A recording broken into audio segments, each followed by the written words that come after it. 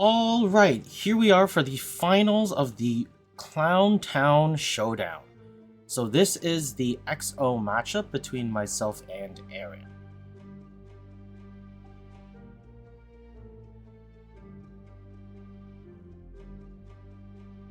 So sorry about all the... I think there's going to be quite a bit of camera shaking in this match. There wasn't much we could do because the camera setup is actually situated on the same table as what we're playing on. It's not usually how I do it, but... Here we go. So Steel Stompy versus Jeskai Control. So here's a turn 1 City of Traders into Patchwork Automaton.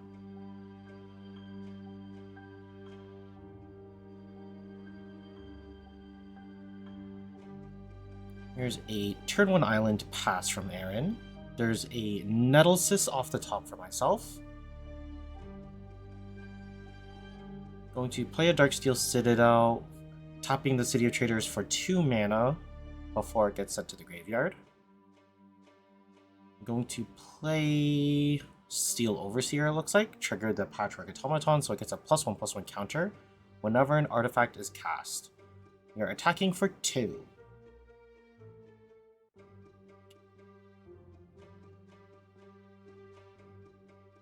So it is debatable. I could have gone for the Nettlesis. It would have been a 3/3. I think that might have been the better play in hindsight. So there's a Swords to Plowshares from Aron, taking out the Steel Overseer. There's an Expedition map off the top. So we play Wasteland, and most likely a Phyrexian Revoker here. Oh, so we're going for Arcbound Ravager. Both are good. Arcbound Ravager offers a little bit better responses to all of Aron's targeted removal. Although the Patchwork Automaton is very problematic for him in the first place, it makes all of his removal cost 1 more other than Supreme Verdict. It allows the Arcbound Ravager to give just bonus or additional power when he tries to remove it. So he's going to Prismatic Ending these Arcbound Ravager. I think the correct play is just to sacrifice the Ravager to itself. It triggers its modular ability, so I can put a +1/+1 counter onto the Patchwork Automaton. The award doesn't include myself, so...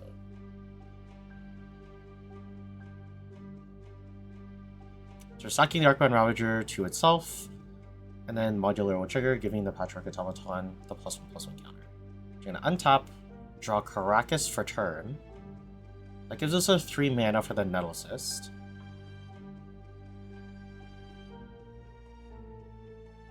Triggers the Patchwork Automaton, making it a 5/5.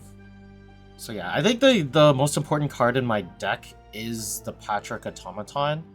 It's just an incredibly aggressive threat that Aron can't deal with until turn 3. There's no way for him to accelerate mana. I mean, unless he has a counter spell, he absolutely needs to prevent it from hitting the board.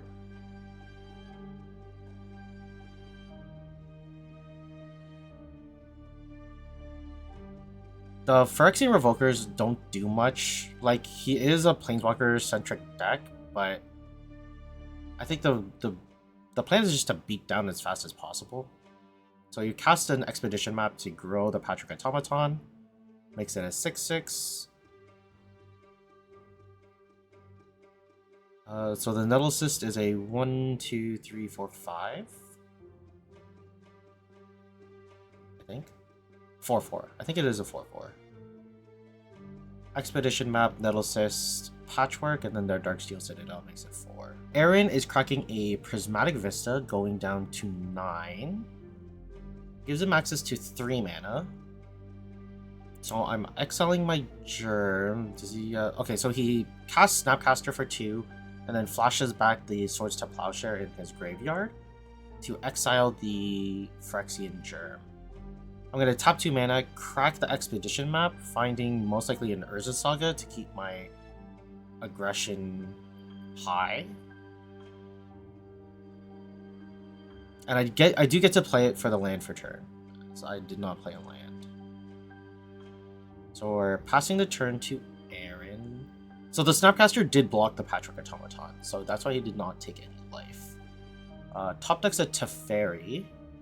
So I think he is trying to dig for Supreme Verdict. I think that's his only clean answer to a Patrick here. It looks like he also has Hull Breacher. So a lot of Planeswalkers in his hand. He does have Wandering Emperor, Narset, and Teferi, as well as the Hull Breacher, and I think that might be a Days Undoing as well. So drawing Arcbound Ravager for turn. So we have nothing but aggression in our hand. It's 2 Phyrexian Revokers and an Arcbound Ravager.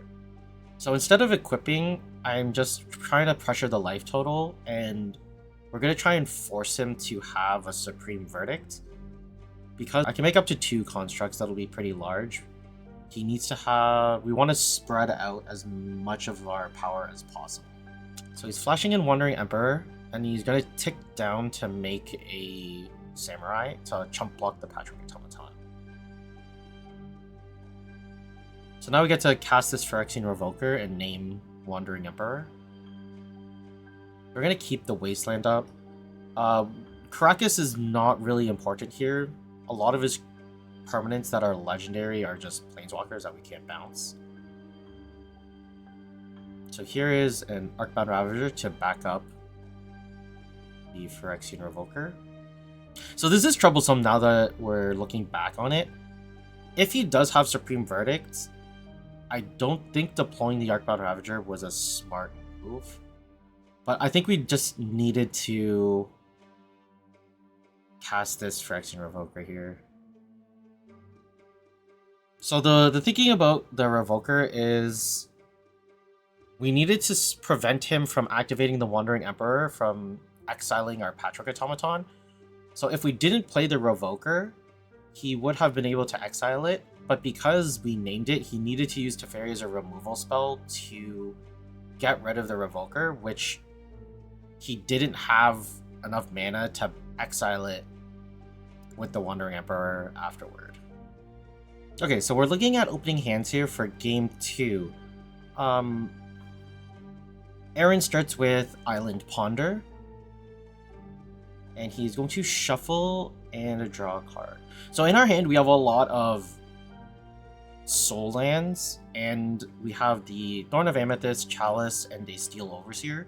So I think I opted to keep a threat-light hand because we have so much disruptive elements in our hand. The Chalice prevents him from casting any of his 1-drop removal spells, and the Thorn of Amethyst is just taxing. So here's a turn 1 Chalice of the Void. Does he have a response? It resolves. I apologize for the glare.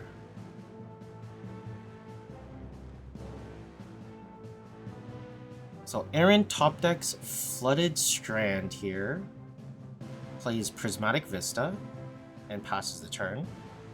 We draw more mana from this City of Traders here. We're going to tap 2 to cast a Thorn of Amethyst, going down to 16. And then we play, I think, the other Ancient Tomb.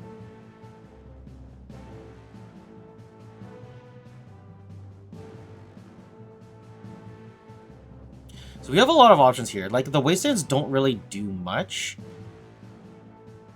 We instead go for the Ancient Tomb play. The Steel Overseer gets to resolve. So Swords to Plowshares isn't really an issue for us. However, Prismatic Ending is a little different. So there's a Urza Saga off the top. So that is a threat that we do like because it's non-interactable. Although the Teferis are very good at dealing with tokens. There's a Prismatic Ending off the top. So Steel Overseer not attacking because I can grow it. is he going to fetch twice, so cracking Prismatic Vista and Flooded Strand. So now he does have access to 3 colors of mana. So he finds plains off of the Flooded Strand, and he goes for Tundra. He doesn't go for a mountain. Actually, I don't think it's a problem, because he can use white-blue and then just pay the 1 extra. It doesn't really matter what color it is. The only 3 mana, or the 3 mana value spell he's worried about is really Nettle Cyst. And he just needs to remove the creature that it's equipped to. So tapping 3 mana here. 2 mana for Prismatic Ending. Gets rid of the Chalice. Okay, so that lets him use Swords to Plowshares if needed.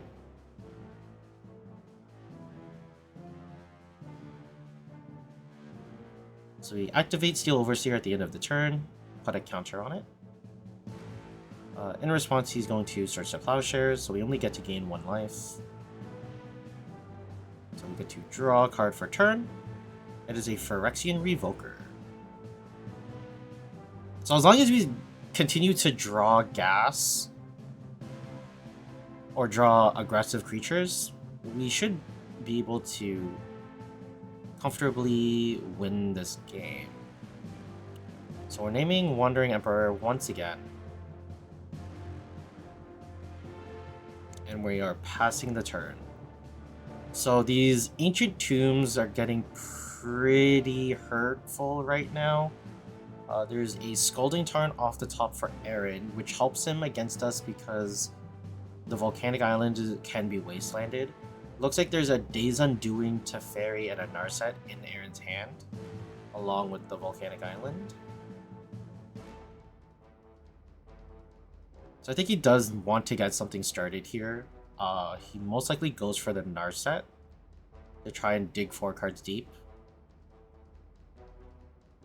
So he fetches a Tundra, spends all 4 mana to cast this Narset here. And he's immediately going to tick down. Teferi, Narset, Hull Breacher, Force of Will. Goes for a second Narset. At the end of the turn, we're going to make a Construct token. Bring out the Iron Giant. The Construct is currently a 3/3. The Urza Saga will tick up. So again, same kind of thinking, especially after drawing a second Urza Saga. We should be making another Construct here to just force him to have Supreme Verdict. We recover quite well because after the initial Urza Saga, we have a second Urza Saga to follow up with continued threats. I think I was in the tank because I was starting to feel like quite threatened by my own Ancient Tombs here. So I think we search for an expedition map. I think that would be the best play here to continue the Urza Sagas. Oh, we find Pithing Needle, so we're naming Narset. So I guess this could be either way. Because we know that... Oh, I think I know why I went for the Pithing Needle. It's because he revealed a second Narset to us, so it turns the Narset on the battlefield off, and it makes his second Narset in hand even worse. Because we're a deck that doesn't draw cards, or at least doesn't gain card advantage through drawing cards, we don't care about Narset's static ability. So here's a second Urza Saga, and we can just pass the turn. So I play the Urza Saga over the Wasteland to get rid of the Tundra. We play it because if he does have land Supreme Verdict, we want to turn the corner as fast as possible with the second Urza Saga here. We can always like use the Wasteland later on. So here's a 2-mana Brainstorm. So you have the Phyrexian Revoker naming Wandering Emperor, and we have this Pithing Needle naming Narset Parter Veils.